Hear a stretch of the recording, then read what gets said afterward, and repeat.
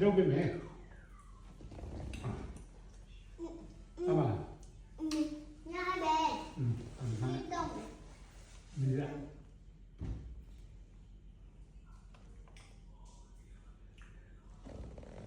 ဘာစားနံကိုဘာစားနေရတော့ ဟုတ်ပါ ဟုတ်ပြီ အချိန်ုံလဲကြည့်အောင်17နာရီလို့နေတော်ပြီလား ဟုတ်လား တော်လေး ဟောဟေး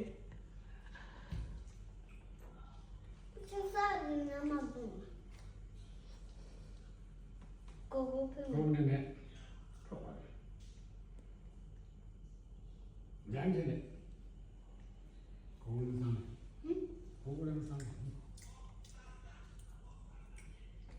ကိုကတော်ပြီနော်